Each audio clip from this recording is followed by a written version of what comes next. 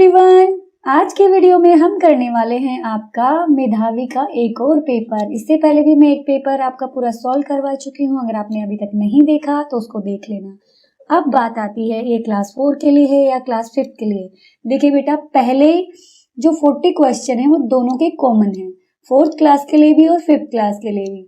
तो मैं आपको ये रिक्वेस्ट करूंगी, चाहे वो 4th क्लास के लिए वीडियो बनाई हुई हो या फिर 5th क्लास के स्टूडेंट्स के लिए, तो आपको पहले 40 क्वेश्चन जो है सेम है तो आपको वो देखने जरूर हैं, क्योंकि उनमें से भी आपको रिपीट क्वेश्चन मिल सकता है। इसी तरीके का आपका पेपर आएगा। सेम तो नहीं होगा, क्वेश्चन अलग होंगे, लेकिन पैटर्न इसी तरीके का होगा।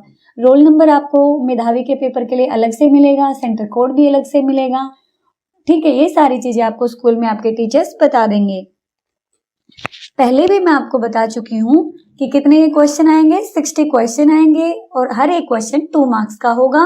ये बार बार बताने की नीड नहीं है, मैं सिर्फ आपको आधी मिनट में सारा बता दूंगी।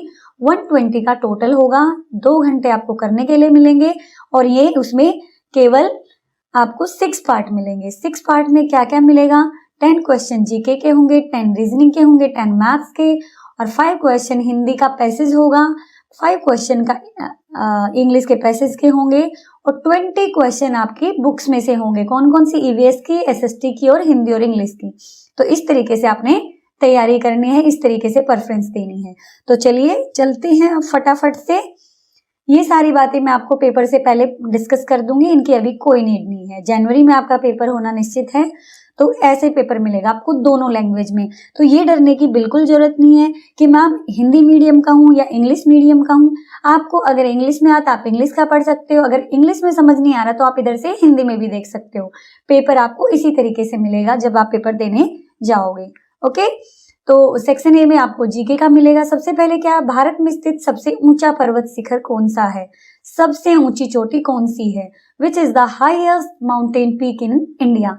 इंडिया में सबसे ऊंची चोटी कौन सी है? अगर बेटे पूरे वर्ल्ड में पूछा जाए, यानी कि पूरे संसार में पूछा जाए, तो कौन सी है? माउंट एवरेस्ट है। लेकिन इन्होंने हमसे यहाँ पे पूछी है भारत में, तो भारत में सबसे ऊंची चोटी है कंचनजंगा। तो आप इस तरीके से टिक करेंगे। अब आप मुझे कमेंट बॉक्स में बताएंगे कंचनजंगा जो है वो कितने मीटर ऊंची है। इसकी मतलब आप पूरी की पूरी लिखेंगे कि कितने मीटर ऊंची है ये। ओके, नेक्स्ट पे चलते हैं। हमारा मतलब किसी की भी हेल्दी बॉडी होती है, ह्यूमन बॉडी, उसका ब्लड प्रेशर लिमिट कितना है, यानी कि एक स्वस्थ शरीर के लिए रक्तचाप का सामान्य स्तर कितना होना चाहिए? तो इसका ऑप्शन 1 ठीक है, 120/80 mmHg। आप बेटे इस बात का ध्यान रखेंगे, आपने कभी कभी सुना होगा उसका बीपी हाई हो रखा है, उसका बीपी लो हो रखा है, लेकिन जो एक्यूरेट बीपी की जो रेंज है वो है 120/80। इस तरीके से आप टिक करेंगे। इन क्वेश्चन में से आपको देखने को मिल सकता है अपने पेपर में, बिल्कुल, तो इनको ध्यान से करना है और इन्हीं से हमें एक अंदाजा भी हो जाएगा कि इस तरीके का हमारा पेपर आएगा। वीर बाल दिवस प्रत्येक वर्ष किस तिथि को मनाया जाता है? ये क्वेश्चन इन्होंने इतनी बार पूछा है, जितने भी इन्होंने अपने मतलब पेपर लिए हैं उनमें कहीं ना कहीं इस क्वेश्चन को इन्होंने पूछा है। तो इसका सही आंसर है 26 दिसंबर। ये गुरु गोविंद जी के बेटे थे, उनकी शहीद हो गए थे, उनके उसके लिए भारत के पीएम ने इसको वीर बाल दिवस के रूप में मनाना शुरू किया है। 26 दिसंबर को उन्होंने इसको घोषित किया था कि इस दिन को वीर बाल दिवस के रूप में हम मनाएंगे।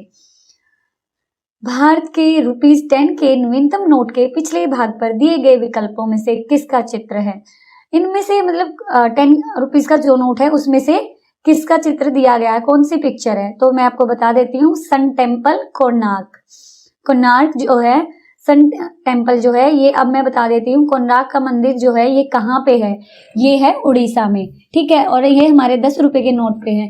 लेकिन बेटा एक काम करना, आप 10 से लेके 500 तक के जितने भी नोट हैं सब पे देख लेना कि किस किस पे किस किस का चित्र है। इसमें से भी एक क्वेश्चन आने की पूरी संभावना है।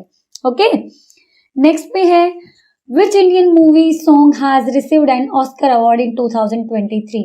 ऑस्कर अवार्ड किस फिल्म गीत को मिला है 2023 में? तो ये मिला है, एक मूवी आई थी RRR का नाटू नाटू गीत, आपने देखा भी होगा ये गाना, तो इसको मिला है। तो मैं बार बार सारे ऑप्शन नहीं पढ़ रही हूँ क्योंकि उससे आपका बेमतलब में टाइम वेस्ट होता है, लेकिन जब आप अपना पेपर अटेम्प्ट करोगे आपको सारे ऑप्शन पढ़ने होंगे।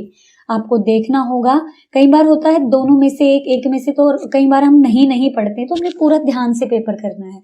मैं यहाँ पे सिर्फ आंसर करा रही हूँ ताकि आपको कम टाइम में ज्यादा मिले। आगे है, यह शास्त्रीय नृत्य है, यह क्लासिकल डांस फॉर्म है, उत्तर भारत में से संबंधित है। ये एक डांस फॉर्म दिखाया गया है कि उत्तर भारत से संबंधित है। इस नृत्य में शास्त्रों और महाकाव्यों की कथाओं को दर्शाया गया है। तो यह कौन सा नृत्य है? अब देखिए, बिहू, बिहू कहाँ पे है? असम में है, तो ये तो उत्तर भारत से है नहीं। भारतनाट्यम, ये भी दक्षिण भारत में है। कथक, ओडिसी, ये उड़ीसा का है। कथक, तो कथक में ये इस तरीके की हमारी पौराणिक कथाओं को दिखाया गया और कथक का है। और कथक आप मुझे कमेंट बॉक्स में बताएंगे, चलो मैं बता ही देती हूँ, ये यूपी का है। यूपी का शास्त्रीय नृत्य यानी कि उत्तर प्रदेश का शास्त्रीय नृत्य कथक है। अब आप मुझे कमेंट बॉक्स में कथकली बताना, ठीक है। नेक्स्ट है, 26 जनवरी 2023 को भारत ने अपना डैश गणतंत्र दिवस मनाया। कौन सा रिपब्लिक डे सेलिब्रेट किया? तो ये था 74th। तो इस बार कौन सा होगा वो देख लेना, कमेंट करना मुझे। 26 जनवरी 2024 को भारत अपना कौन सा रिपब्लिक डे सेलिब्रेट करेगा? ओके। चित्र में दिखाए गए योगासन को पहचानिए। किसका चित्र है? देखिए आप ध्यान से, ये किसका है? ताड़ासन का। आप वज्रासन, मकरासन, भुजंगासन, ये सबकी पिक्चर गूगल पे डालना और देखना, क्योंकि जरूरी नहीं है केवल यही पूछा जाए। इनमें से वज्रासन पूछा जा सकता है, ये बैठ के होता है वज्रासन। भुजंगासन, ये भी भुजाओं का आगे की तरफ करते हैं हम इनको। तो मकरासन, ये सारा का सारा अच्छे से एक बार देख लेना, क्योंकि अभी मैंने कोई पिक्चर डाउनलोड नहीं की है, वरना मैं आपको दिखाती। तो आप गूगल पे जब इनको डालोगे तो आपको इनके इमेजेस मिल जाएंगे। ओके, नेक्स्ट पे अभी देखना बेटे, इस वीडियो के खत्म होते ही आप इनको जरूर ट्राई करना, देखना, ताकि आपका जब पेपर हो तो गलत ना हो। नेक्स्ट वन है, सड़क पर चलते वक्त इनमें से कौन सा कार्य अनुचित है? मतलब कौन सी चीज ठीक नहीं है? सड़क पार करते समय बड़ों की सहायता लेनी चाहिए, बिल्कुल ठीक बात है। सड़क पार करते समय सड़क के दोनों ओर ध्यान देना चाहिए, बिल्कुल देना चाहिए। सड़क पर चलते हुए खेलना चाहिए, क्योंकि खेलने से स्वास्थ्य अच्छा रहता है। सड़क पर चलते समय फुटपाथ का प्रयोग करना चाहिए, तो क्या हमें खेलना चाहिए? नो मैम, बिल्कुल आपका आंसर ठीक है। देखा, यहाँ पे आपको सारे ऑप्शन पढ़ने पड़ेंगे, तो इस तरीके से आपने वहां पे एलिमिनेट करना है और अपना आंसर देना है। नेक्स्ट पे चलते हैं। ये इस बॉक्सर को पहचानिए, कौन है? ये बॉक्सर है लवलीना बोर्गोहेन। ये भी मैरी कॉम की तरह ही बॉक्सिंग गेम खेलती हैं। अब देखो, अब आप क्या करेंगे, जाएंगे गूगल पे, मैरी कॉम की पिक्चर देखेंगे, लेसराम सरिता देवी की देखेंगे, निखत जरीन की देखेंगे, सबकी देखेंगे, ताकि आपको पता चल जाए, ठीक है।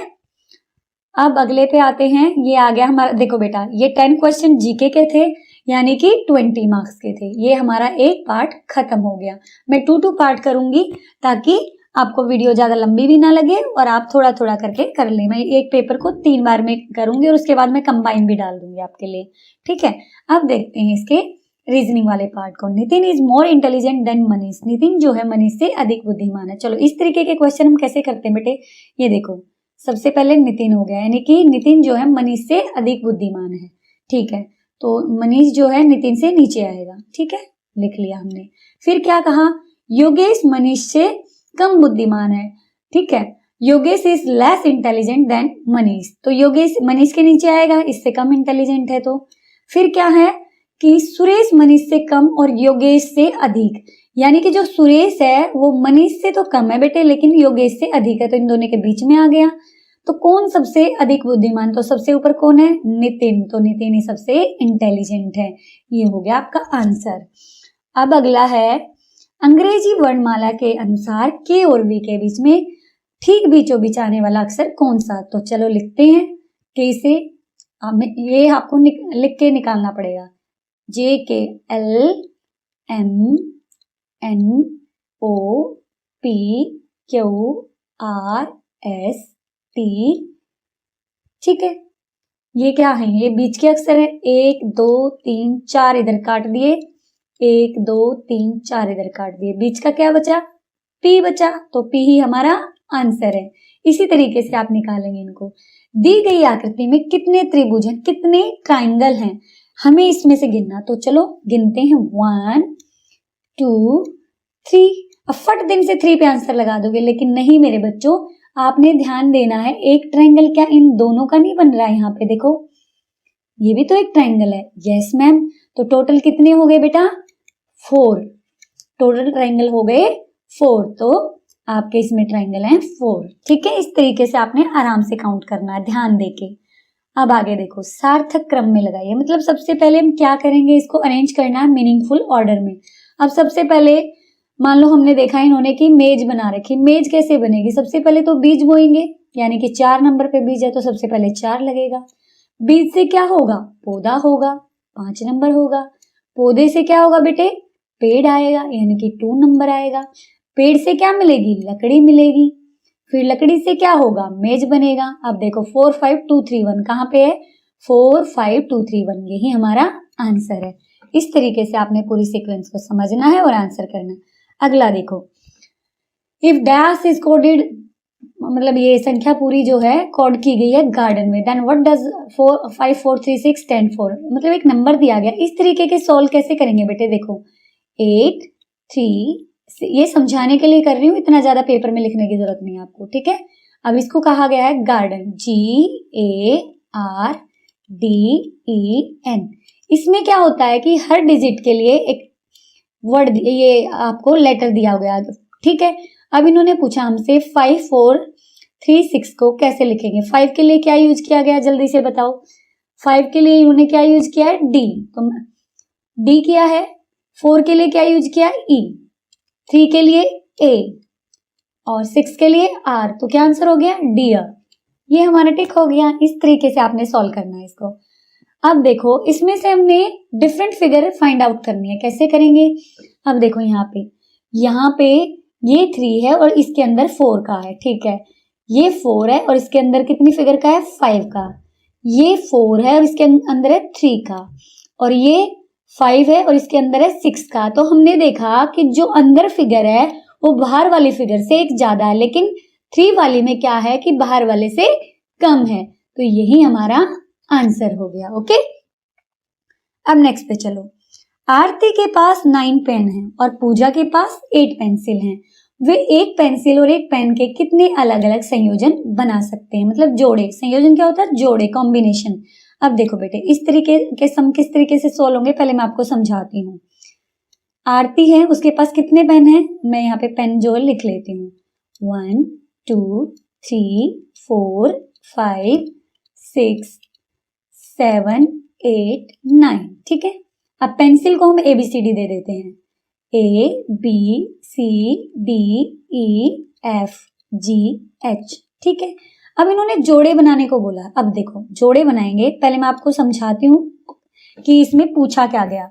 तो जोड़ा, मान लो 1 का जोड़ा बनाया, 1 का इसके साथ भी जोड़ा बनेगा बेटे, इसके साथ भी बनेगा, इसके साथ भी, इस तरीके से इनका सबके साथ 1 का जोड़ा बनेगा।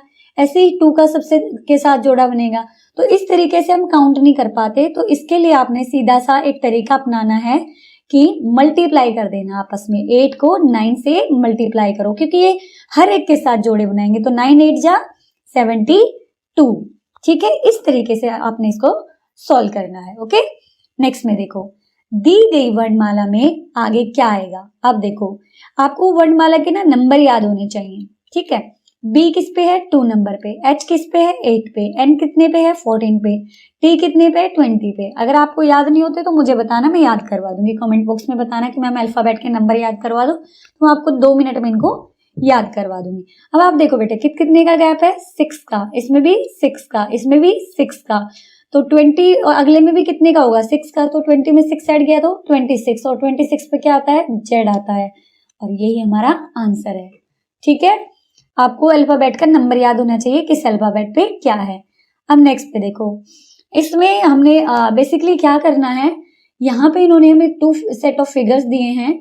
एक सेट में मतलब इस तरीके से दिया है, एक को इन्होंने सोल्व करके दिखाया, और इन्होंने बोला है कि जैसे जिस तरीके से ये बने हुए हैं, अगला भी इसी तरीके से बनेगा। अब आप देखो ध्यान से, इसमें क्या था? एक स्क्वायर था, स्क्वायर के अंदर एक सर्कल है, सर्कल को 4 में डिवाइड किया, उसके बाद क्या हुआ? इसको अलग उसमें कर दिया है। तो आप इनमें से देखो कौन सी आकृति बन रही है, देखते ही पता चल जाएगा आपको, बिल्कुल 1 वाली बन रही है। सेम इसको स्क्वायर को अंदर किया, एक छोटा स्क्वायर हुआ और उससे इस तरीके से इनसे लाइन से कट कर दिया। सेम हमको यही रिलेशन इनमें ढूंढना है। ये बिल्कुल नहीं बन रहा, सर्कल था ही नहीं, इनमें इन्होंने यहाँ पे क्रॉस कर दिया, ये भी नहीं बन रहा। इन्होंने यहाँ से इसको किया जबकि होना चाहिए था यहाँ से, इसलिए ये भी नहीं हुआ। तो बचा कौन सा, एक वाला। तो एलिमिनेट इस तरीके से हम करेंगे। नेक्स्ट पे देखिए, रिक्त स्थान में कौन सी संख्या आएगी। देखो यहाँ पे कितने का डिफरेंस है बेटे, 90 में और 87 में कितने का डिफरेंस है, 3 का, और इन दोनों में 5 का, इन दोनों में 3 का, इन दोनों में 5 का, आगे में कितने का आएगा, 3 का डिफरेंस। यानी कि एक बार 3 कम हो रहा है, एक बार 5 कम हो रहा है, एक बार 3 कम हो रहा है, एक बार 5, तो अगले में कितना होगा, 374 में से 3 गया तो कितना बचा, 71। समझ आ रही है ना मेरी बात। देखो 90 इनमें इतने का, इस तरीके की एक सीरीज बन रही है। अब आगे देखो 71 में से 5 माइनस करेंगे क्या, 66। अगर ये आगे पूछे क्या आएगा तो क्या आएगा, 63।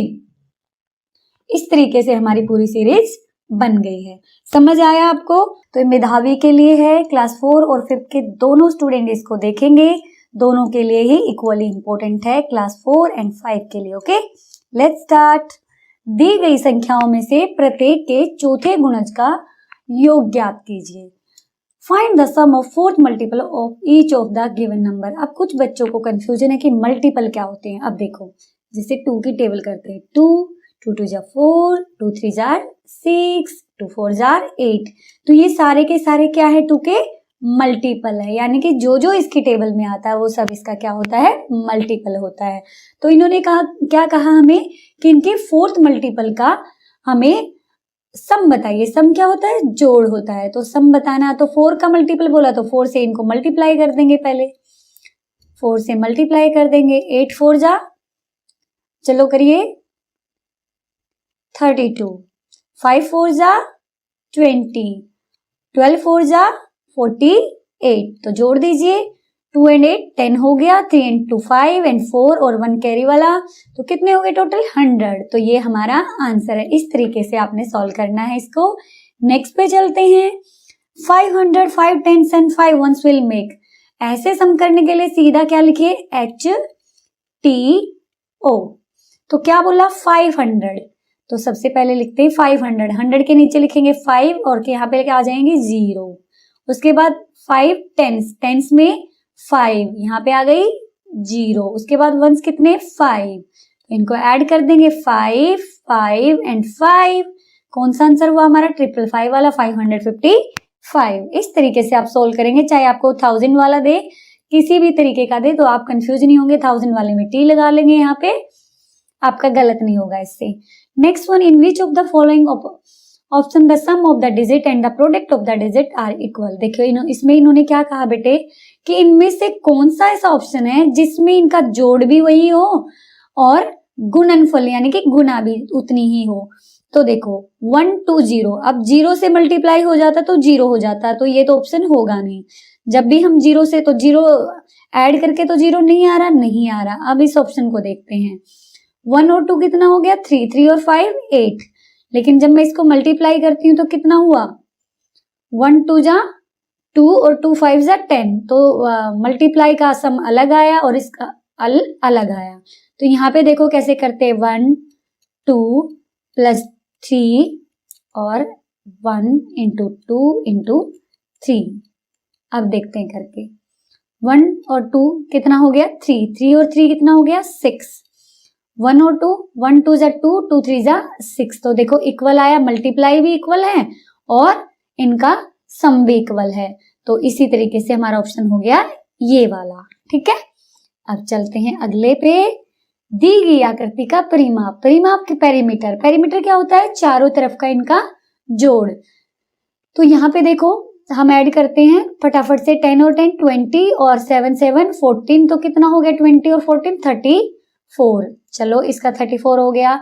अगली का कितना हुआ, जल्दी से देखो, इसका हो गया 19 और 5 24 और इसका कितना हो गया। बाकी का तो देखो काउंट करने की भी जरूरत नहीं है, हमें पता ही चल चुका है इसका, फिर भी करके देख लेते हैं।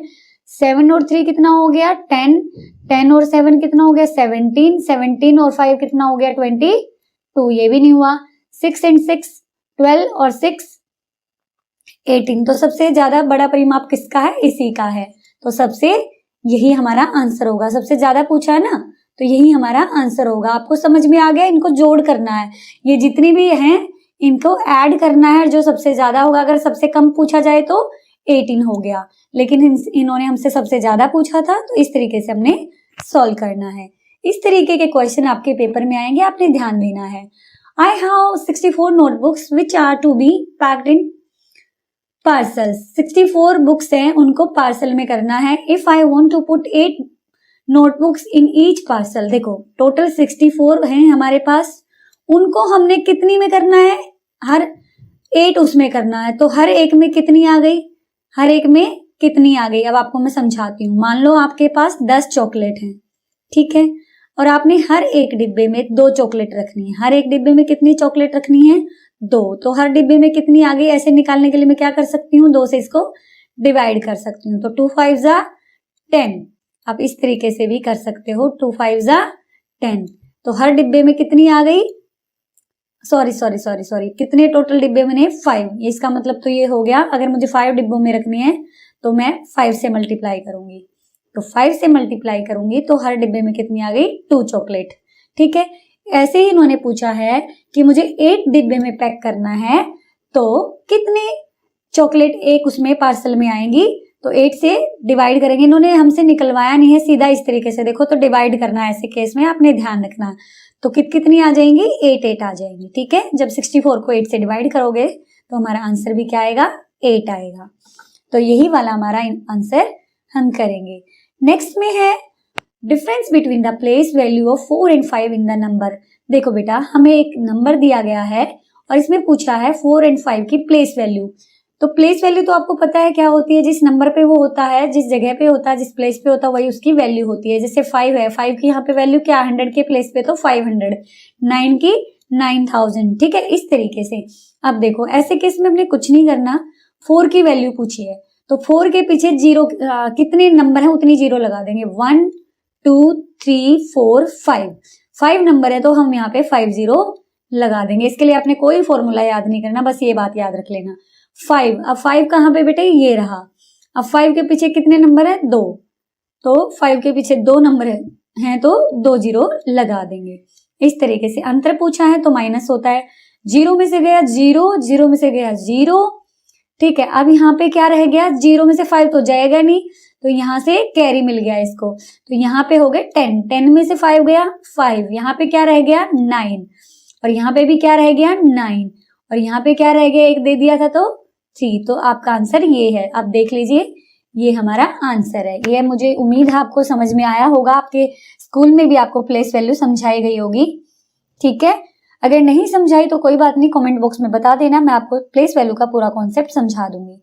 अब इन्होंने पूछा है 20 और 150 के बीच में 10 के कितने गुणज हैं, यानी कि 10 से मल्टीप्लाई होने वाले कितने हैं। अब देखो बेटा कैसे निकालोगे इसको, 20 के बाद क्या आता है 30, फिर क्या आता है 40, 50, यानी कि जिनके पीछे 0 0 आते हैं वही लिखना हमने। 30 40 50, देन 60 70 80 90। मैं भी ये आपको आसान तरीके बता रही हूँ, मैं कोई फॉर्मूला नहीं बता रही आपको।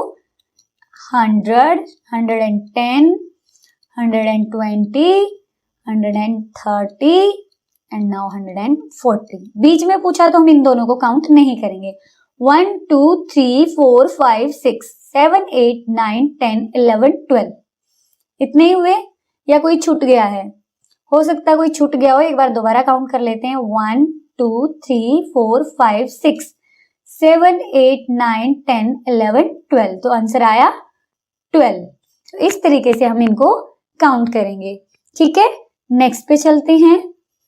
वृतिका ने 3 घंटे के लिए एक साइकिल किराए पे लिया। आजकल साइकिल किराए पे मिल जाते हैं, तो वृतिका ने एक साइकिल किराए पे ले लिया, ठीक है।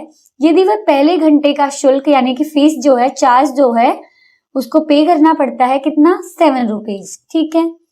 तो टोटल घंटे, प्रत्येक अतिरिक्त आधे घंटे के लिए शुल्क 3 रुपए। अब देखो, यानी कि टोटल है 3 घंटे, उसमें से 1 घंटे के लिए उसने पे किया कितना बेटा, 7 रुपए। अगले घंटे मतलब अगले हर आधे घंटे के लिए उसको 3 रुपए पे करना पड़ेगा, यानी कि अगर 1 घंटा पूरा वो करेगी तो कितना रुपया हो गया, आधे घंटे का 3 है तो 1 घंटे का कितना हुआ, 6 रुपए। ऐसे ही अगले घंटे का भी कितना हुआ, 6 रुपए। तो देखो कितना हो गया, 7, 6 + 6। मेरी बात समझ में आ रही है ना आपकी? पहले घंटे का 7 है, अगले में हर आधे घंटे में कितना है, 3 रुपए है। तो हम आधे आधे घंटे में देखो तो कितने आधे आधे घंटे हो गए, तो 4 आधे आधे घंटे हो गए 2 घंटे में। तो टोटल कितने हो गया, 3 को अगर करें तो हम 12 होगा, 3 चौके 12। दो तरीके से आपको समझा देती हूँ मैं। तो 7 और 12 कितना हो गया, 19। तो यही रुपए उसको देने पड़ेंगे। समझ आई आपको मेरी बात? यहाँ पे 6 रुपीज हो गए, क्योंकि आधे घंटे में 3 है तो 1 घंटे में कितना हो जाएगा, 6 हो जाएगा। सिर्फ से सिंपल तरीके से मैंने आपको समझा दिया है। नेक्स्ट में देखो बेटे, एक श्रीमती सुनीरा है और उनका परिवार है जो तिरुनेलवेली में अपने घर में जाने की योजना बना रहा है। रास्ते में उनके पास 15,000 रुपीज हैं और उनको हमने इन क्लूज को यूज करना है और बताना है कि वो कितने पैसे में अपने होम टाउन पहुंच जाएंगे, उनके पास मतलब कितनी राशि बच जाएगी। तो देखो उन्होंने खर्च कैसे कैसे किया है। तो सबसे पहले हम देखते हैं, टोटल 15,000 हमें पता है, ठीक है, ये रुपीज हमें उनके पता है, ये उनके पास हैं। अब उन्होंने 2500 का पेट्रोल भरवाया, ये लिख लिया हमने। उसके बाद खाना खाया उन्होंने 4238 का, ठीक है जी। उसके बाद बच्चों को झूले की सवारी कराई 150 की, ठीक है जी। उसके बाद मिठाइयां खरीदी 10426, ओके, 10426 यही है। हम इसको जोड़ देंगे, ये खर्चा हो गया। 8 और 6 कितना हो गया, 14 हो गया। आगे 3 and 5 8, 8 और 2 10 और एक इसका था, हो गया 11। और यहाँ पे एक लिख लेते हैं अभी से, 4 और 1 हो गया 5, 5 5 10 और 10 और 2 12 और एक 13। और यहाँ पे 2 और 4 कितना हो गया, 5 हो गया और 1 6 और एक हो गया 7। कुछ गड़बड़ तो नहीं हुई है? 5 और 2 कितना हो गया, 7 7 8, 8 और 4 हो गया 12 और 1 13, 2 और 4 6, 6 और 1 7 और 1 8, ठीक है। ये हमारा आ गया 8314 इनका खर्चा। तो इसमें बचे कितने, अब इसमें से माइनस करेंगे बेटा हम इसको, थोड़ा सा लेंथी क्वेश्चन है, माइनस कर देंगे। 10 में से 4 गया, कितना बचा। अब 10 में से सीधा मैं बोल रही हूँ, अब मैं बोलूँ यहाँ से लेंगे कैरी, ये चीजें आपको आनी चाहिए, ठीक है। 6 यहाँ पे क्या बच गया, 9, 9 में से 1 गया 8, यहाँ पे क्या बचा 9, 9 में से 3 गया 6, यहाँ पे क्या बच गया, एक इसने दे दिया तो 4, 14 में से 8 गया 6, 6686, ये हमारा लास्ट वाला ऑप्शन इसका आंसर है। तो आपने इस तरीके से इसको सोल्व आउट करना है। अब आगे देखो, एक नेक्स्ट क्वेश्चन है, जल्दी से कर लेते हैं। स्कूल और फलक के घर के बीच की दूरी 3 किलोमीटर है। यदि फलक ई रिक्शा से 2.5 किलोमीटर की दूरी तय कर लेती है तो उसे कितनी और दूरी तय करनी पड़ेगी। देखो बेटे, इसमें तो कुछ भी नहीं है, किलोमीटर, 1 किलोमीटर में कितने मीटर होते हैं, 1000। ये आपको इजी करने के लिए बता रही हूँ, ठीक है। तो इसने 2.5 किलोमीटर, 2.5 किलोमीटर में कितने हो गए, 2.5 किलोमीटर जो है इन्होंने इसमें तय कर ली। तो 3 किलोमीटर में टोटल कितने हुए, 3000। 2.5 किलोमीटर में हो गए 2500, ठीक है। मैं उम्मीद करके चल रही हूँ आपको ये मीटर किलोमीटर आता होगा, नहीं आता तो मैं आपको कॉन्सेप्ट करवा दूंगी। तो यहाँ पे माइनस करो, कितना बचा, 0 0, 10 में से 5 गया 5 और यहाँ पे 2 में से 2 गया तो 0, तो कितना बचा 500 मीटर, ये हमारा आंसर रहा। तो यानी कि 2.5 किलोमीटर इसने रिक्शा से तय कर ली और आधी दूरी किससे तय करेगी, पैदल करेगी। तो कितनी दूरी है, 500 मीटर। इस तरीके से आप इसको आराम से निकाल सकते हो। नेक्स्ट पे चलते हैं, आपकी आ गई लैंग्वेज। तो लैंग्वेज को भी चलो मैं इसी वीडियो में कवर कर देती हूँ। पहले आपको क्या करना पड़ेगा, इसमें पैसेज को पढ़ना पड़ेगा। कुछ बच्चे सोचते हैं अरे ये तो हो जाएगा, इसको करने की जरूरत नहीं है, लेकिन बेटे प्रैक्टिस हर चीज की करनी जरूरी है। तो चलिए स्टार्ट करते हैं। सबसे पहले हमने इस गद्यांश को पढ़ना है।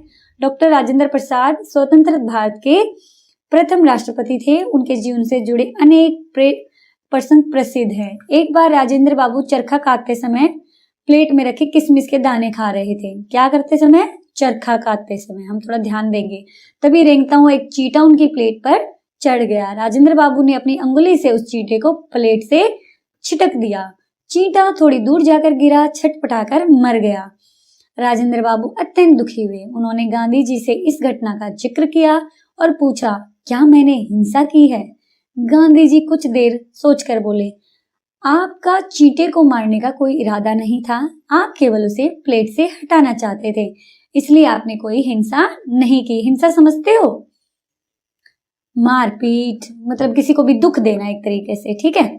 गांधी जी यह मानते थे कि हिंसा मन से शुरू होती है, वाणी उसे प्रकट करती है और शरीर उसे रूप देता है। यानी कि कोई भी गलत काम, किसी को मन दुखाने वाला, पहले सबसे पहले हमारे मन से शुरू होता है, फिर हम अपनी वाणी से यानी कि अपने बोलने से उसको प्रकट करते हैं और शरीर, मान लो शरीर उसको रूप देता है। किसी को मारना है तो सबसे पहले हमारे मन में आएगा ना, फिर ही तो हम अपने हाथों उसको उठाएंगे, तो वो यानी कि हमारे मन से शुरू होती है। शारीरिक शक्ति यानी कि फिजिकल स्ट्रेंथ जो हमारी बॉडी की है, ये नहीं, मन वाणी भी हिंसा के साधन है। मतलब हम अपने मन से और अपनी बोलने से भी हिंसा फैला सकते हैं।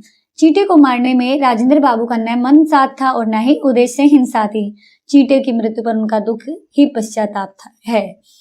स्वतंत्र भारत के प्रथम राष्ट्रपति कौन थे? पहले ही दिया हुआ ये रहा, डॉक्टर राजेंद्र प्रसाद। जल्दी से कर देंगे हम। गांधी जी मत लगा देना, ध्यान से पढ़ना है। राजेंद्र बाबू ने डैश के समय किसमिस खा रहे थे, अभी मैंने बताया था आपको, पढ़ते समय, गांधी जी से बात करते समय, चरखा खाते समय। तो क्या करते समय? चरखा काटते समय। तो बिल्कुल ध्यान से करना बेटा, ये 10 मार्क्स आपके फ्री के हैं, इनको नहीं छोड़ना है। आगे देखो, राजेंद्र बाबू ने चींटे को मरने वाली घटना को बताते हुए गांधी जी से क्या पूछा था? क्या मुझसे पाप हो गया? क्या मैंने चींटे को मारकर अच्छा किया? क्या चींटा अपने आप मर गया? क्या मुझसे हिंसा हुई? यही पूछा था। अभी आपने पढ़ा, पैसेज में आप देख सकते हैं। गद्यांश में हिंसा करने के 3 साधन बताएं, क्रम, वाणी और बताओ जल्दी से, मन। यही बताए हैं, बिल्कुल यही बताए हैं। तो चलते हैं हम आगे। आपका चींटे को मारने का कोई इरादा नहीं था। रेखांकित शब्द डैश। अब बताओ, आपका चींटे को मारने का कोई इरादा नहीं था। आपका शब्द क्या है? संज्ञा है? नो। ये संज्ञा किसके, ये आपका किसके लिए यूज हुआ है? राजेंद्र जी के लिए। और राजेंद्र जी क्या है? संज्ञा है। और संज्ञा के स्थान पर प्रयोग होने वाले को क्या कहते हैं? सर्वनाम। तो ये आपका सर्वनाम है, ठीक है। हाँ बेटा, अगर आपको इसका पीडीएफ चाहिए तो स्प्लेंडेड स्टूडेंट्स टेलीग्राम है एक चैनल, आप टेलीग्राम पे जाओगे, स्प्लेंडेड स्टूडेंट डालोगे तो वहां पे आपको इसको एक चैनल मिलेगा, वहां से आपने उसको ज्वाइन करना है। वहां पे मैं इसका पीडीएफ डाल दूंगी और डाउनलोड करके आप इसकी प्रैक्टिस कर सकते हैं, ठीक है। अब क्वेश्चन 36 से हम स्टार्ट करेंगे। इंग्लिश में आपको ये मिलेगा एक पैसेज। अब यहाँ पे मैं पूरा पैसेज पढ़ूंगी नहीं, आपको बता देती हूँ इसमें क्या क्या है। इसमें बताया गया है रोटी के बारे में। रोटी जो है एक इंडिया का मतलब मेन डाइट है और कहाँ कहाँ मिलता है? नेपाल में, बांग्लादेश में, इस तरीके से है और ये बहुत ही हेल्दी होता है। दैट्स वाई इंडिया में इसको यूज किया जाता है। और केवल रोटी के बहुत सारी फॉर्म है, बहुत सारी वेराइटी, जैसे नान है, पराठा, मक्का रोटी, ठीक है। और जो रोटी है इसको इन्वेंट किया गया था 5000 ईयर्स आगो। हड़प्पन सिविलाइजेशन में, भारत की हड़प्पा सभ्यता जो थी उसी टाइम से इसको इन्वेंट किया जा चुका है, ठीक है। तो कई लोग बोलते हैं कि ये पर्जिया से इंडिया में आई है, पर्सिया जो देश है वहां से इंडिया में आई है, लेकिन रोटी जो है काफी पॉपुलर है, ठीक है। तो इसमें इसी बारे में सारा बताया गया है। तो अब क्वेश्चन करते हैं हम। According to the passage roti was invented around, अब देखो मैंने बताया था 5000 ईयर्स एगो। कब? तो आपको आंसर मिल गया, रोटी कब इन्वेंट की? 5000 years ago. The opposite of popular, popular का अपोजिट क्या होगा? डिसपॉपुलर, अनपॉपुलर, इम्पॉपुलर, इनपॉपुलर। क्या सुना हुआ आपने? अनपॉपुलर। देखो पॉपुलर होता है फेमस और अनपॉपुलर क्या होगा? जो फेमस ना हो। विच flower is most popular for making rotis, कौन सा फ्लावर है, कौन सा आटा है जो रोटी बनाने के लिए ज्यादा पॉपुलर है? अभी मैंने बढ़ाया आपको, व्हीट फ्लावर। तो और नेक्स्ट में देखो, Indians like roti because, Indian क्यों पसंद करते हैं? It is easy to make, wheat flour is available everywhere, it is wholesome and healthy, ये बहुत ही हेल्दी है। देखो इस लाइन में इसका आंसर है, जब आप ढूंढोगे ना तो आपको सारा मिल जाएगा। It is wholesome and healthy meal, तो इसीलिए इसका आंसर कौन सा हो जाएगा बेटा? ये वाला इसका आंसर हो जाएगा। मुझे लगता है कि कम टाइम में मुझे ज्यादा कराना चाहिए आपको।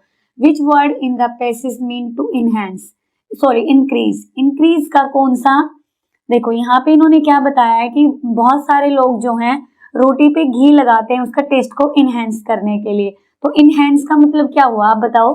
इनहेंस का मतलब हो गया बढ़ाना, तो इंक्रीज का मतलब भी बढ़ाना ही होता है। और इसी तरीके से इसका जो सिनोनिम्स हो गया तो क्या हो गया? इनहेंस। ओके, अब चलते हैं हम नेक्स्ट में। लेकिन आपको पेपर में पूरा पैसेज पढ़ना पड़ेगा, टाइम लगाना पड़ेगा, तभी आप आंसर कर पाओगे। लेकिन जल्दी जल्दी पढ़ना है, एक एक लाइन पढ़ने मत बैठ जाना, फटाफट से जल्दी जल्दी पढ़ना और क्वेश्चन पढ़ के उसको वहां पे आंसर ढूंढना। ओके, अब चलते हैं नेक्स्ट पे। ये आ गए हैं आपकी बुक से। अब बुक से कितने क्वेश्चन आएंगे आपकी बुक से? कौन कौन सी बुक से? EVS, SST, Hindi and English. इन सब में से आपके 5 क्वेश्चन आएंगे और यानी कि 10 मार्क्स का इनमें से आएगा। टोटल 20 क्वेश्चन, एक क्वेश्चन 2 मार्क्स का, तो टोटल 40 जो है मार्क्स का इसमें से आएगा। अब पहला वाला है पोचमपल्ली साड़ियां बनाने के चरणों का सही क्रम क्या होगा? What is the correct sequence for making Pochampally saris? देखो पहले क्या किया जाएगा, धागों को सुंदर रंगों में रंगते हैं, धागे की लड़ियों को उबलते पानी में डालकर धोते हैं, धागे से कपड़े बुने जाते हैं, धागे की गठियों को करगे में लपेटा जाता है। अब देखो हम धीरे धीरे करते हैं। सबसे पहले क्या होगा, धागे की लड़ियों को पानी में उबाला जाएगा, यानी कि 2 हो गया सबसे पहले। ठीक है, उसके बाद क्या किया जाएगा, उसके बाद धागे को सुंदर रंगों में रंगा जाएगा, यानी कि 1 हो गया। ठीक है, उसके बाद क्या किया जाएगा, उनको लपेटा जाएगा, तो 4 हो गया। उसके बाद लास्ट क्या रह गया, बुना जाएगा, तो ये हो गया 3। तो ये किसमें है, 2 1 4 3, यही हमारा आंसर हो गया। इसी तरीके से आपने टिक करना है। कर्णम मल्लेश्वरी किस राज्य से संबंधित है? ये पहले तो मुझे आप कमेंट करके बताओगे ये खिलाड़ी जो है कौन सा खेल खेलती है। ठीक है, अब मैं बता देती हूँ, ये है आंध्र प्रदेश से। ठीक है बेटा, ये आप कमेंट करके बताओगे, नहीं पता तो गूगल कर लेना, कुछ काम तो आप भी करेंगे ना। नेक्स्ट वन है, आप ये मत कंफ्यूज होना मैम हिंदी में करा रहे हो इंग्लिश में करा रहे हो, पेपर आपको बाइलिंगुअल मिलेगा, दोनों लैंग्वेज में आपको मिलेगा। नहीं समझ में आएगा आप वहां पे देख सकते हो। अब आगे read the statement given below carefully and choose the correct answer, ये हमने पढ़ना है। It is necessary to remove weeds from the field, खरपतवार को निकालना आवश्यक है खेत से, क्यों? The weeds will take all the fertilisers and water due to which the yield of the crop में डिक्रीज, खरपतवार का सारा खाद पानी ले लेगी जिससे फसल की पैदावार कम हो सकती है। अब आप बताओगे खरपतवार क्या होती है? देखो मान लो मैंने गेहूं की फसल उगाई, उसके साथ साथ कुछ और भी छोटे छोटे पौधे उग जाते हैं, छोटे छोटे और उग जाते हैं, उसे बोलेंगे वीड्स या फिर खरपतवार। अब इसको क्यों निकालना आवश्यक है? क्योंकि मान लो हम जो भी खाद पानी मारेंगे तो ये भी उसको शौक लगेगी, सारा का सारा ये अपने अंदर ले लेगी, तो इससे क्या दिक्कत आएगी? इससे दिक्कत आएगी, हमारी पैदावार कम होगी। तो बिल्कुल ठीक है, क और ख दोनों सही हैं और कथन का सही कारण है। ख जो है क कथन का बिल्कुल सही कारण दिया गया, तो सी वाला हमारा आंसर हो जाएगा। ठीक है, इनको ध्यान से करना है। भारत के साथ सीमा साझा करने वाले देशों की संख्या कितनी है? कितने कंट्रीज हैं जो भारत के साथ बॉर्डर शेयर करते हैं? इसका आंसर है 7। आप मुझे कमेंट करके बताएंगे कौन कौन से कंट्रीज हैं, आपके चैप्टर में दिया हुआ है एसएसटी के, तो ये वाला क्वेश्चन का आंसर आप मुझे कमेंट बॉक्स में जरूर देंगे अपनी बुक से देख के। ओके, चलिए चलते हैं नेक्स्ट पे। ये 2023 has been declared as a international year of millets by United Nations. Which of the following is not a millet? अब देखो मिलेट क्या होता है, कोई भी मोटा अनाज, मिलेट बोलते हैं मोटे अनाज को। तो जो यूनाइटेड नेशन है उसने 2023 को इंटरनेशनल ईयर ऑफ मिलेट यानी कि अंतरराष्ट्रीय मोटा अनाज वर्ष घोषित किया है। इनमें से कौन सी फसल जो है मोटा अनाज नहीं है? अब देखो जवार से रोटी बनती है, बिल्कुल बनती है, ये भी मिलेट है। रागी से भी रोटी बनती है, मिलेट है। बाजरे से भी रोटी बनती है, मिलेट है। अब सरसों की रोटी कभी सुनी है? नहीं। सरसों का तेल जरूर सुना आपने, तो ये मिलेट नहीं है, ये ऑयल सीड है। ओके, तो ये हमारा आंसर हो गया। अब आपसे ये भी पूछा जा सकता है कि 2023 को संयुक्त राष्ट्र वर्ष ने कौन सा वर्ष घोषित किया? तो आपको याद रखना है अंतरराष्ट्रीय मोटा अनाज वर्ष, international year of millets. Okay, अब चलो नेक्स्ट पे चलते हैं। भारत त्योहारों और परंपराओं का देश है। इंडिया जो है कंट्री है फेस्टिवल का और ट्रेडिशन का। ठीक है, अब इनमें से हमें फॉल्स स्टेटमेंट ढूंढनी है कौन सी है, तो चलिए ढूंढते हैं। ओनम, बैसाखी, बिहू फसलों से जुड़े त्योहार हैं। बिल्कुल ठीक बात है, हमने तो इसमें असत्य बताना है। लेकिन पोंगल में भूमि पूजन किया जाता है और खीर बनाते हैं। व्रत रोजे हमें क्या सिखाते हैं? सेल्फ कंट्रोल सिखाते हैं। बिल्कुल, हमें पता है हमने खाना नहीं खाना, हम बिल्कुल सोचते हैं नहीं खाना तो हम पूरा कंट्रोल करते हैं। याओसांग मणिपुर में मनाया जाता है, ये भी ठीक है, आपका फेस्टिवल वाला जो चैप्टर है उसमें सारा दिया हुआ है। लेकिन जो पोंगल में भूमि पूजन करते हैं ये गलत दिया हुआ है। पोंगल में सूर्य पूजन करते हैं, ठीक है, तो ये वाला हमारा आंसर होगा। ओके, बाकी सारे ठीक है। लेकिन देखो आपको ध्यान देना है, इन्होंने पूछा है विच इज नॉट ट्रू, कौन सी फॉल्स स्टेटमेंट है, असत्य है, तो इन बातों का आप ध्यान देंगे, ध्यान से आंसर करेंगे। ओके, चलिए नेक्स्ट पे चलते हैं। कौन सा पेयर जो करेक्टली मैच है? जम्मू कश्मीर में काली मिट्टी, आप कमेंट करके बताएंगे क्या जम्मू कश्मीर में काली मिट्टी मिलती है? मेरे अकॉर्डिंग तो नहीं मिलती। राजस्थान में झेलम नदी, नहीं, आप कमेंट में ये बताना झेलम नदी कहाँ पे बहती है। ये मैं क्यों दे रही हूँ? ताकि आप सर्च करें, जब आप खुद से सर्च करोगे तो आपको याद होगा। अगर मैं यहाँ पे बता दूंगी कि राजस्थान में लूनी नदी है, झेलम नदी यहाँ बहती है, तो आपको याद नहीं रहेगा। लेकिन जब आप खुद से सर्च करेंगे, अब सांची स्तूप, सांची स्तूप कहाँ पे है? मध्य प्रदेश में है। मालवा का पठार, मालवा का पठार ये कहाँ पे है? विदिशा में है। तो ये वाला करेक्ट है, बाकी सारे की सारी स्टेटमेंट क्या है? रोंग है।